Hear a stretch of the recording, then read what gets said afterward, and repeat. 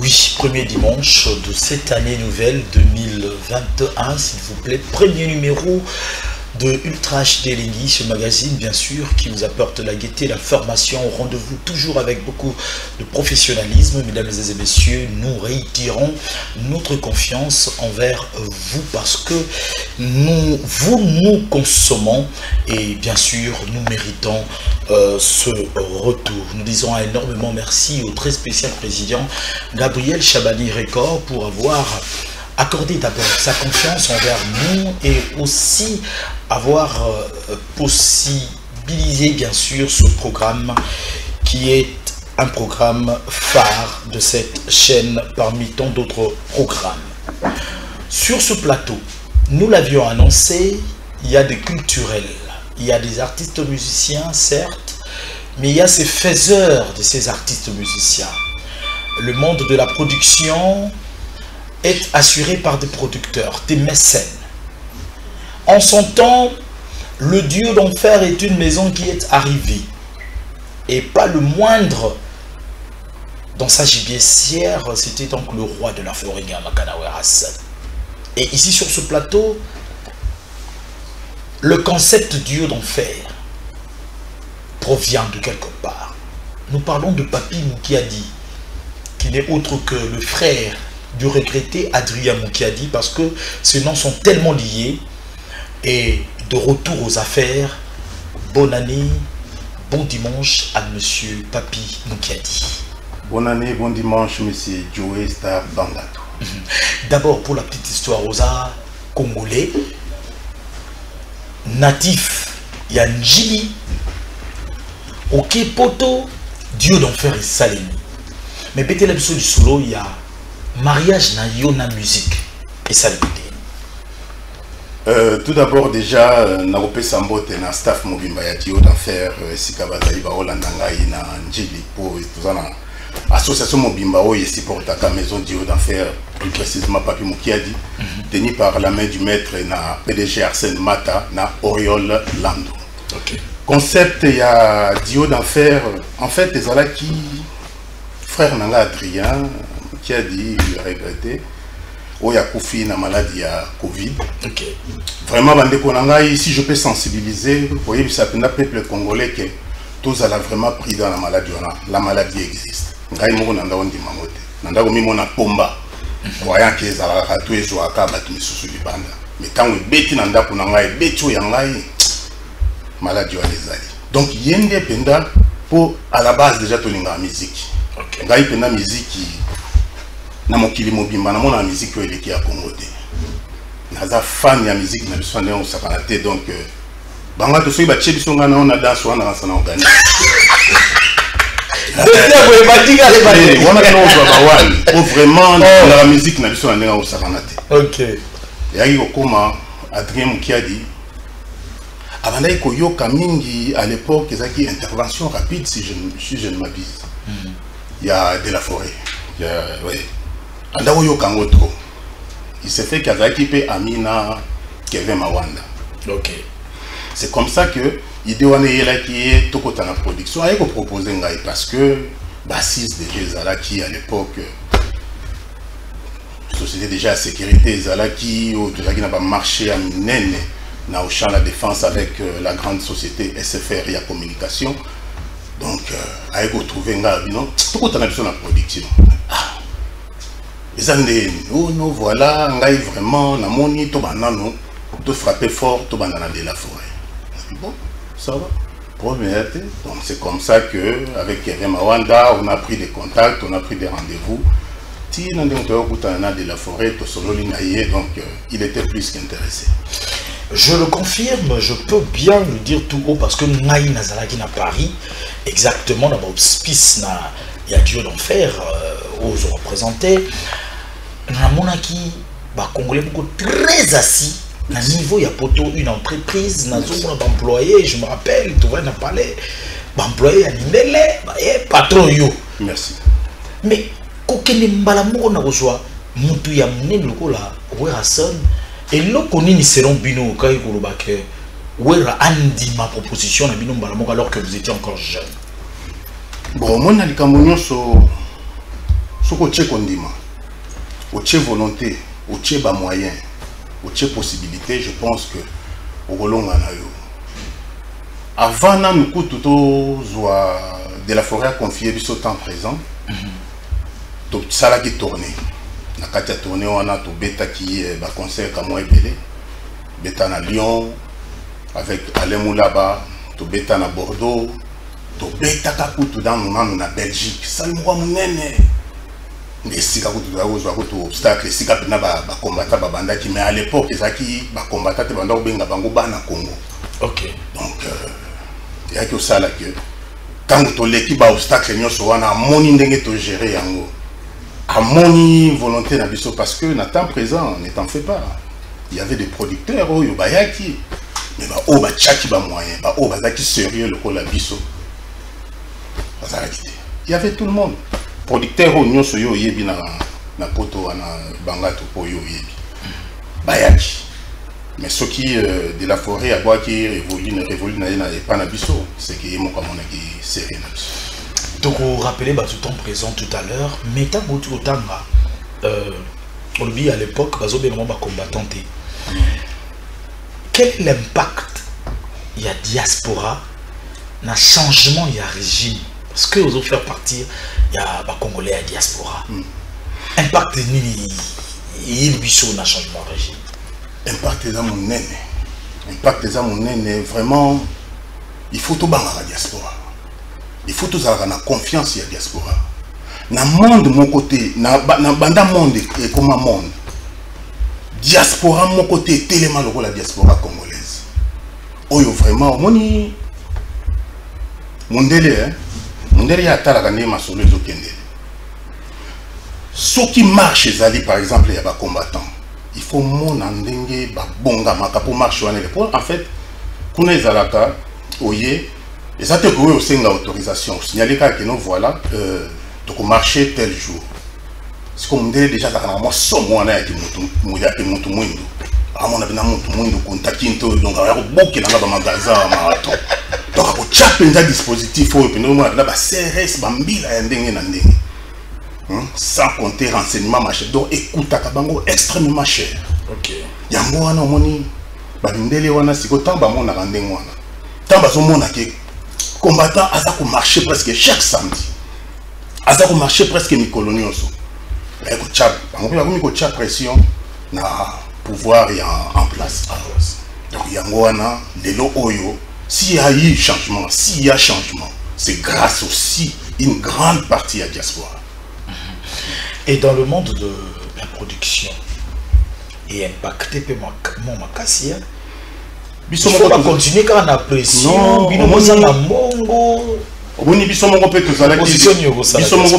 victime nango, tozalaki na maison, na biso ya production, ezalaki na 9 rue Marcadet na Paris.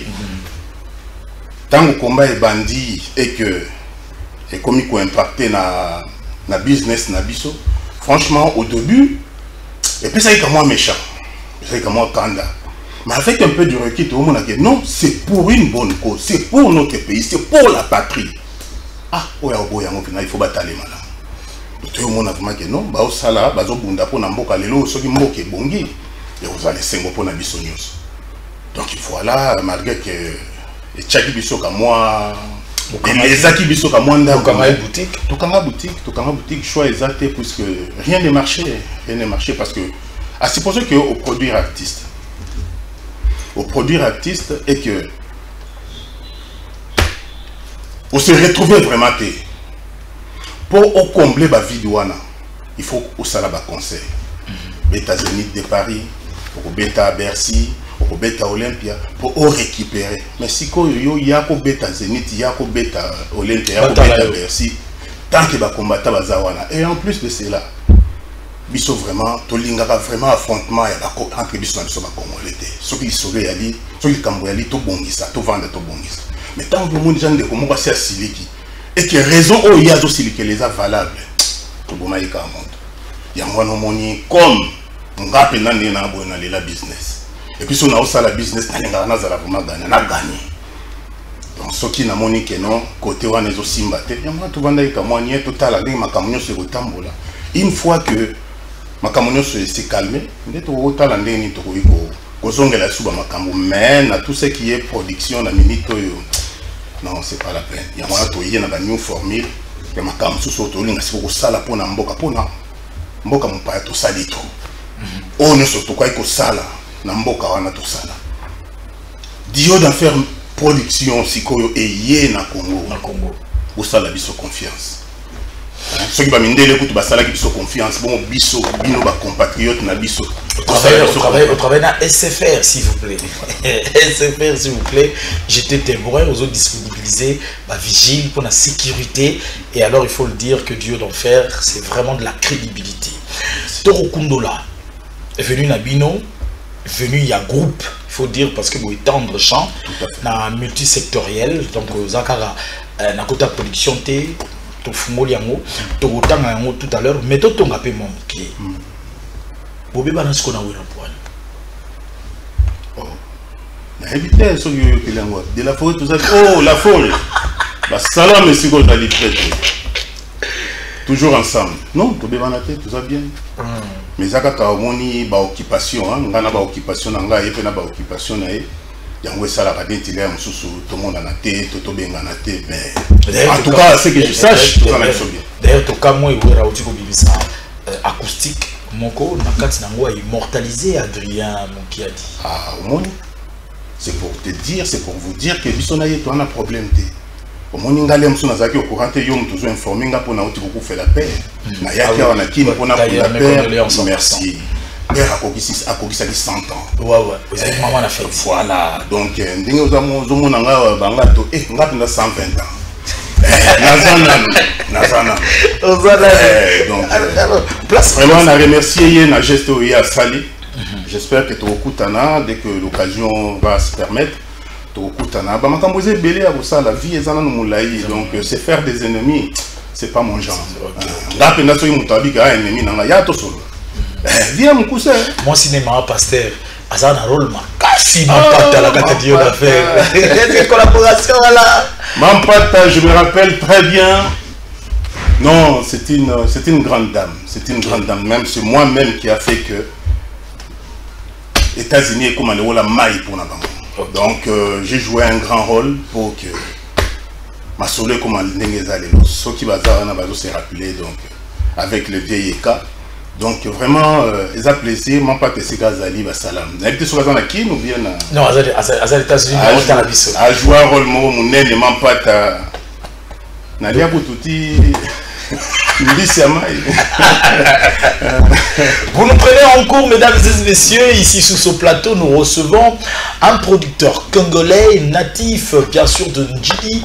Et il vient au pays, il revient au pays pour nous rejoindre. Maison naïe et ils allaient implanter à pour aider le peuple congolais. Na tuni client na yonani, aïbsinga client na peuple congolais. Nzembo moko toki jamais koleka passage en revue na Itali actif na bino à production sans pour autant tomber ta isoloana mais et souffra makasi na manque de promotion na évité pour la nini c'est Eboalotin qui vous a immortalisé dans Boulawayo si je ne m'abuse dans cet album temps présent. Qu'est-ce qui s'est passé? Comment est-ce que le producteur Yanzembo comme il a tant il y a chana yemoko ba lâcher prise nakoka moi ce qui yo ebisinga ndengwana je pense que la chanson Boulawayo Chaud Lapin c'est parmi les meilleures chansons au pays yo kana tout ce ko tiango lelo mais le banango papa chéri ça chef d'œuvre oyo kuna batu bayoka katile et puis ayembeli banani olimbisa ngai pona za la modeste ta ayembela ba prêtre hein donc Nzembo wana faut que ta marambo Nzembo wana vraiment soko lobi pena que non promotion ezalaki makasi te na okama mais ozomona dans la réalisation entreprise na biso eza dio d'enfer toza pe na entreprise wenge musique à maison mère ok donc tokoki kosala ingérence te na ndenge bango baokumbela makambo de toute façon yo oyebi wenge donc soko olingi koyenda pe okende okota oyeba nyonso obela moto 12 ezali mais comment la système à Bagreco donc en accord avec mon réalisateur on va souffler. On va se rappeler de temps présent. La chanson c'est Boulawayo, Chaud Lapin. Et l'artiste est encore en vie, il est à Kinshasa bien sûr, il s'appelle Boalotin, un ex-transfuge de Wendy Musica mise en mer. En accord bien sûr avec Frédéric Kipimo, nous allons faire plaisir à Peter Kahn, l'habilleur le plus expérimenté. Remarquez que nous sommes hautement et chiquement et bien habillés, et heureusement que nous devrions être ainsi pour faire le poids. Et ça marche. Juvenal Vangou, tu ne me diras pas le contraire. Ça sera aussi pour le plaisir de Olga Olenga, pour le plaisir de la belle Lina Sangwa, et pour faire plaisir à toute la famille Yelima, bébé Stéphanie Yelima, Bibi Yelima, pour votre plaisir, Cholapin, Boulawayo et Boalota. La très belle voix de Ritier Watanabe aux côtés de Werason, aux côtés de Boalotin, temps présent, c'était cet album et le producteur sur ce plateau, Papi Kiadi. On nous suit à Paris, Babi Luanika, merci de nous suivre, et on nous suit à Melbourne, s'il vous plaît, par le docteur Pierrette Fonfon Coco Kimbondo qui vient de se faire signaler. Merci à vous de nous être très très fidèles. Nous aimons plutôt quoi? Oui, tout à fait. En dehors, il y a ma collaboration Nawera, Maison Dieu d'Enfer, et bénéficiaire qui sous na ma collaboration, na ba musicien entre autres. Entre autres, Félix Oisé, quoi, Monstre d'amour, on appelle Mbote Sikazali, la chèvre de M. Séguin. Ah ok. Vraiment, Zaki Loromo, Zaki Makassi. Tu travailles à Pena, Jeko Borompela. Tu travailles na Djiblou, El Bouddha. Tu travailles dans tout cas Ebele, c'est Léo Poutine. Donc, tu travailles vraiment dans tout cas avec Bourreau, Bokena Moussikate quoi? Bon, avec Bourreau, pour notre côté, à l'époque, tu vois une malienne, Azara, le rôle commercial Nabiso. Ok. Et cette fille, elle s'appelait Komo Ekimi Bolim Bisangai. À l'époque, on a travaillé dans un groupe, il y a un rappeur français. Après, le groupe, comment il faut produire Academia, na bossa ni groupe, comme ma maison. Fille, on a toujours qui est le net commercial na biso. Alors, comme biso, tout quoi qui zala partout, viba boulot, banini, banini. Donc, il y a le pont entre biso na Bourreau. Koutani na German veut dire il a changé les baboules. Ba physique c'est comme contre bisolier comme contre German. Donc German sur la salle German travail. Fatima à mon âme donc comme une fan numéro 00 ya Bourreau. Ya Bourreau. Ya Bossani Boulot. Donc mais Zaki le moko, Zaki expérience moko vraiment intéressant. Ah non, c'est pas possible. Vraiment. Oh, tu vois, German. Mongo en plus. Des fois. Bon dimanche à toi et à l'MP là où vous vous trouvez. Et après, il y a eu un début de collaboration avec Papa Wemba. Oui. Les contacts, Papa Wemba, vous gardez quoi de lui? Ce fut un grand monsieur. Il m'a beaucoup appris. J'ai beaucoup discuté avec lui. Il m'a appris ce que c'est l'artiste congolais. Il m'a beaucoup parlé. On s'est beaucoup parlé. Quand je suis artiste, na mboka na biso neti bango na ba luambo na ba. J'aime pas parler trop du vieux Bokoul parce que c'est fille un papa pour moi, c'est fille un père pour moi. On a beaucoup discuté, on a beaucoup parlé. Il fallait tout produire album naé qui m'enfumbe. Mais je ne sais pas ce qui s'est passé. Tout ça là, qui conférence de presse, on en a parlé. Conférence de presse, vous avez présent. Oui, tout à fait. Du Dieu d'Enfer était présent, tout mais après, place Nini, naufragé. Bonjour, les gens qui entourent les artistes.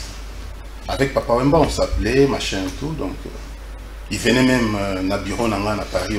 Et ici, je vais demander à la réalisation sur la route, il y a en illustration.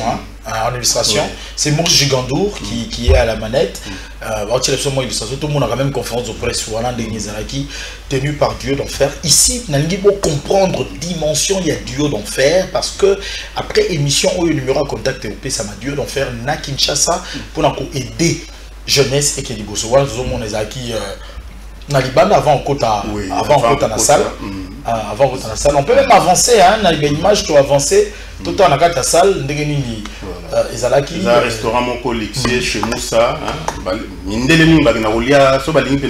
africain, bakendara mingi kuna donc on a quatre salles. Na quatre salles oui, to poser par exemple des questions, bani donc c'était un grand monsieur. Donc je préfère en rester là, c'est quelqu'un qui m'a beaucoup appris sur l'artiste congolais. Est-ce que pour na éviter si Kazali na kimia na ye viva la musique pesa etikali ya viva la musique etikali bazoni ngaba bimiselo mais moi koko ezali na matière de production mais maman azali est-ce que Dieu donc faire et au kanisa petit yangwa na uto ebisa aussi ko moi je suis un businessman, je ne produis pas pour le plaisir, je produis pour récupérer effectivement et nazwa sous bénéfice ya likolo ya o na bimisaki donc na minute avec tout ce qui se passe. Combattant production na minito na dio d'enfer to arrêter na mikolo ezali koya na koleka pe ka kepa na yo oye basi ko dimension mini susu to zui to linto ba to travailler na gouvernement congolais. Je pense que ce qui gouvernement français ça là qui bat le rôle à ngai confiance bande ko na ngai ya Congo ba ça na ngai susu na kansa deux fois plus confiance parce que la diaspora congolaise, surtout au Kenya, na bamboka poto, au monde l'entrepreneuriat, ils ont beaucoup plus tenu na congolais. Tout l'équipe la diaspora est belé na mazambo belé. Au monde la société aminene, la société oyo le msusu et yaka awa et tchaka ba loi na ba président africain. Au monde la société moko et ça li en sorte que va bouter un président dehors, mais tu vas total et solibani. Mais au monde a un Congolais na kati ya société, on a chef d'équipe à diriger Mindele. Attendez, faites confiance aux Congolais, faites confiance à la diaspora congolaise et vous allez voir les résultats. Vous allez voir les résultats. Parce que si mananga indé na bo nazana ba actionnaire, oyo pena lelo soki baye ba Congolais ba ozwa musala. Souci est comme pe na ke mboka na biso Congolais asala, azwa musala. De toute façon Congolais senga mingi te. Musala, santé, kamwa boye. Juste le minimum. Mais on parle de cette diaspora qui est divisée en ce moment. Bamisusu contre UDPS, Bamisusu pro FCC. Wana sikoyo, to koti sikoyo na politique. Moni politique andokia. Je me rappelle encore à l'époque, maman Nabiso, soko sali kamoko ya mabeto ya mayele makasi ya yo za un politicien. Vous comprenez?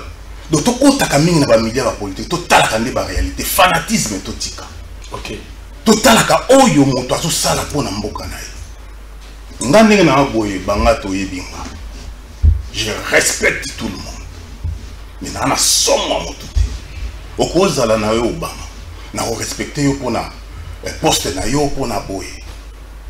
Mais na Obama yo te. Ozana mai na makila lokola na somo no atamukete. Donc ce qui Congolais a commis à niveau wana ya ko yebisaka batu oyo bazo kamba biso ba vérité. En fait, ma kambo ebelé au changer. Non, toi ça n'est rien ba benga ka excellence honorable. Qu'est-ce qu'il a fait pour le pays? Ba biso ba auto kobeta plutôt que so ba pesi biso ba possibilité. Ba pesi biso ba poste. Peut-être na ibandela avec mes propres moyens. Na ko bongisa pour mona ke na do futa Congolais hein bien comme il faut. Au monier on a zonga muketo na ba confesseur auto na ko sala par exemple na wenge musique maison ba ça ba compatriote na biso bolingo wana de Jézalaki déplacement na bango to na ko louer ba bus oyo wono na biso netike o Messi Amataka Ronaldo Amataka donc pesi bango pena respect na valeur ozomona ce qui témoin oculaire. Amen. Donc ça dit Paris, Bordeaux, Paris, Rennes, Paris, Lyon. Voilà. Ouais. Vraiment, c'est le tout. Donc on a bien musicien va vendre un confort moko inexplicable. Donc avant na bisa okanza ko lié Messi. Nzoka pona mosala na ye oyo azoya kosala. Donc soko lingi mboka na yo, o lingi ndeko na yo Congolais. Banga to so na lingi na ko sala mabeta. Soko pesinga mandat. Pona sala pona mboka. Il faut rendre compte. Il faut séparer ça, mon continent du peuple. Au moins, diaspora congolaise. bato mosusu oyo mo bayaka bafingaka diaspora congolaise. Mais diaspora congolaise oyo esalaka mpona mboka oyo, mais c'est inexplicable. Kende na Western Union okomona vraiment bamontant oyo diaspora batindaka mpona bafamille na bango na mboka eleki même budget ya Congo. Oko comprendre? Hein? Eleki même budget ya Congo. Donc c'est pour te dire que à quel point bato wana babomaka moto. A supposer bato wana nyonso bazotinda mbongo te mpona bafamille na bango na mboko. Mais mboko ekopela te. Au moins quand on pena la mugina tongo mia ya danze donc asimbi soke le onia ko simba komi ko voilà. Donc au moins ko to na bango moko soit disant ba kondi oyo ba chana ba bisika to ba oyo ba Elisa ba ko tata ko telema te. Ya wana ngana loba ko moni na mboka na biso to sana 3 batu ba ndenge moko. Oyo ko iko di société pour olongola te. To na ba politicien, to na ba pasteur et puis to na ba artiste musicien. Bango misato na ba motu moko. Soko landi bango bien. Au monde a bien qui ba motu moko. Mais sikoyo. Soki ba tiebo lingo liboso. Ba lingi mboka na bango na motema moko. Bangato. Okoye ba te valeur mboko yo ezanango. Okoye ba te ba intérêt ni ba américain, ba français, ba anglais, ba canadien, ba saka nango na mboko. Mboko yo jamais ba ko linga ke et comme aloko la Centrafrique. Parce que jour moko kaka ya galère na mboko et ça manque à gagner pour na bango. Yango no mona ka tango ba combattre ba telemaka ndenge wana. Et ça la pona bola mboka. Yango no mona ka bango pe kuna tellement ba yebi pona interne monde na pesa ba rien sans rien. Si on a mon diaspora comment comprendre net yo pour comment comprendre donc il faut pas tout ça la protestation kuna il faut tout ya na Kinshasa tout ya na RDC pour na ko palper ba vraie réalité. Bien sûr, nous sommes déjà tout ça là Congo. Mboko toyaka déjà. Toyaka déjà. Malgré qu'il y a une administration, calme, j'espère que cette fois-ci, nous serons les camarades. Parlons maintenant du groupe Duo d'Enfer.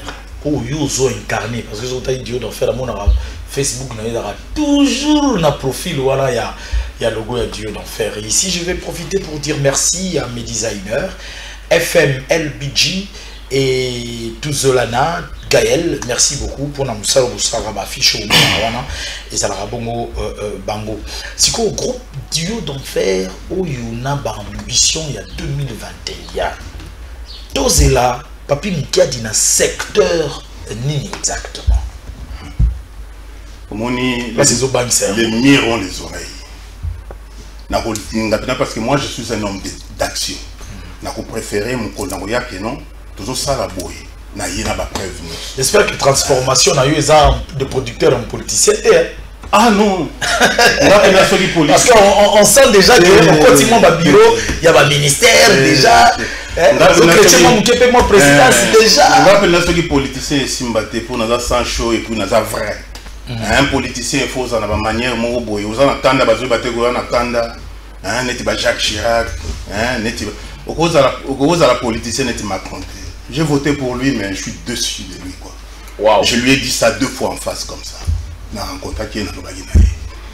Après, il m'a dit que non, tu n'as pas compris ma politique. Non, c'est pas question de comprendre ta politique. Il y a maintenant beaucoup plus de sans-abri depuis Yoya qu'à l'époque de Jacques Chirac. Je lui ai dit ça en face. Wow. Donc c'est pour te dire que non, voilà. Pour la cause à la politicien, non, c'est normalement il y en a pas maîtrise avant ma campagne. Vont les lots, Afrobeat. Donc, yo produire, namoni de Wera, Jarman, Wazekwa, tout ça vraiment nakati ya rumba, nakati ya ndombolo. Vent oyo eye sikoyo na ba Afrobeat, ya ba Inosbi, ba Gaz Mawete, na façon ya koteka na bango ekomi moins différent. Est-ce que ozala a même ceux qui lobi ba lobi que notel, tozongeli ko beta muziki, tozongeli ba concert, est-ce que ozala a même ya ko actualiser production Moussala Kalana Ndombolo na musique à l'élo? Tout à fait. Il suffit d'embaucher les gens qu'il faut à la place qu'il faut. Barosala là Moussala comme Ndenge Longobani. Hein?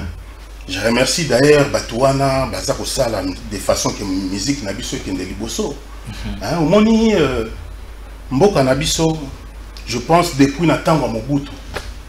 Oya Salaki que combat ya Alina Foreman et Salema Awa. Oba minde lo andai ko finga oh non ake ocham bitumba mnene ndi wana na jungle moni salaki ke mboka na biso eyebana pe elobama na ndenga malamu. Mais après ça, bana basala ka pib pour na mboka na biso. C'est des artistes et musiciens. Quand on parle du Congo, il y a musique à Congo, il y a bien. Donc, il faut qu'on m'appelle que les politiciens qui sont acte Congo. Il faut qu'on m'appelle que les Congo vous allez s'engomer pour donc, surtout, il ne faut pas oublier, attention qui ont tous ça là, afrobeat, banini. Rumba est la base. Rumba est la base pour... En passant, est-ce que la dit communication est à Karmapa? Tu roules ça, on a une matanga, Lobin. On a un peu distrait. Mais comment matanga, tu es père à Papi Moukiadi. Ouais. Le duo d'enfer. Il y a une mort subite. Réponse voilà. Karmapa, Lobi. Toujours préféré qu'on dépenser mbongo et pas bapaya. Toujours vider caisse à l'état. Mais toujours tika. Au plutôt na biso na salité. Mama yemo. Asa philosophe t'es comme Karmapa. Philosophe. Ah non. Parce que l'on lobby vraiment, lobby l'on il y a solo, il y a motuya. Voilà. Hein? Comment yo mbongo mboka? Au préféré vendre na banque. Pendant que peuple na yo mboka na wapilo bakala tout le monde a un bazwa les santé tout le monde a un président belé au babomba mbongo et kotango kutu na ba compte bancaire ya ba occidentaux ndela za na camarade ndela za na intérêt bloqué on a nga usakana kitango zo ya zo tuna yo la kisanga na fiche de paye ya montant yo kotsaki yo le msusu na une année 2 ans sur compte ici qui combien de milliards na compte. Si on fiche de paie ni oyo koyela ena musala ni oyo salaki oyo bana o gagner ni moi. C'est bête, c'est con, c'est malheureux. Mesdames et messieurs, nous sommes en train de chuter avec le producteur Papi Moukiadi. Oui, certes, le temps est mauvais avec la pandémie, la production a souffert, est en train de souffrir. Trêve, ça c'est vrai, mais cela ne veut pas dire que l'on a renoncé à la production. Il est implanté présentement à Kinshasa. Papi Moukiadi, Lelo Oyo. Batubana pour ça, le service nautique, ils sont en suspense. Aujourd'hui, tant qu'on définir l'objectif, il y a plein d'actions pour zonger la bissou. Mais pour Nangonga, au Nengoye na Kinshasa, est-ce que adresse, il y a Dieu d'enfer, les alliés, bateau, bako, il y a déjà la police. Pour basolo la sola déjà. Banga Tozamae.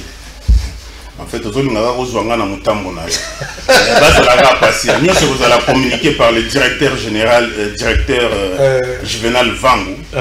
Na Moutasimbi, juridiction, il y a Dio d'enfer, maître Gilio. Donc, baroye banabang. Bazana bango patient. Donc, il y a papa n'enga na Kikongo, so na fâché. Papi, kululantima, ce qui veut dire Zalaka. Makambo eza. Kululantima. Boza Kimia, Makambo Ezali. Nous disons merci énormément à Papi Moukiadi qui nous a émerveillés pendant ce temps. Comprenez que c'est une maison crédible. Au moment voulu, Torozoma. Naye, Torozoma Sabino Kafumoli Sigoyo, porte. Mais boye déjà qui adresse sur place Oyo, au la promotion na yo. Place au côté Kapé au Somba, Ezali Bongo, duo d'enfer. Avec Papi Moukiadi, nous vous disons merci. Merci. Adresse na Yosiko, na caméra oeza, na ba artiste musicien, na ba congolais nyosoto. Vraiment, bande konangai, tout d'abord nangai na souhaité bino ba bonne fête, hein, ba meilleur vœu. Tozali na mboka moko kitoko etonda kita. Tolingana no entre biso na biso ba congolais, to sala na confiance. Tomi pesa vraiment confiance. La diaspora ezali biso ba oyo. Diaspora ezaka te ke o no mutakende lipoto. Ezali pe ke muto le mso taka na Afrika na bimaki na mboka. C'est ça. Bosa la biso confiance. Biso ba to bimaki, to moni, to sali na bango, to moni pe ke ba na bango pe extraordinaire. Oyo biso to sali na libanda to koki ko sala ngo pe na mboka na biso poto bongsa mboka na biso pe to poussa yango liboso. Faites-nous confiance. Faites-moi Papi Moukiadi confiance et vous verrez ce que je peux faire pour ce pays. Merci beaucoup. Merci beaucoup. Babani déjà au Komenabisoa, Guilain Ngoma, musicien chrétien. Zela Ngonga Barofumo la porte de Rubelela. Il s'appelle Papi Moukiadi, il est passé dans HD Lengui. Nous allons poursuivre dans cette émission. Mais cette fois-ci pour dire merci à une personne qui nous est très spéciale. Il nous a pris à mi-chemin, mais à l'Embagi Bissoti, à continuer à Bissoto, continuer 2021. Et lui, il s'appelle Kabaya de Jimmy Yaba Kabaya. Il y a de comptables, certes, en RDC, mais il y en a 10 premiers comptables meilleurs. Mais d'entre ces meilleurs comptables, il y a 5 experts comptables. Mais le plus expert de tout le comptable, il s'appelle Jimmy Kabaya. Je te dis merci. Et festival de Eclipse Mososo, c'est pour toi et ta famille. L'expert comptable, Jimmy Kabaya, image.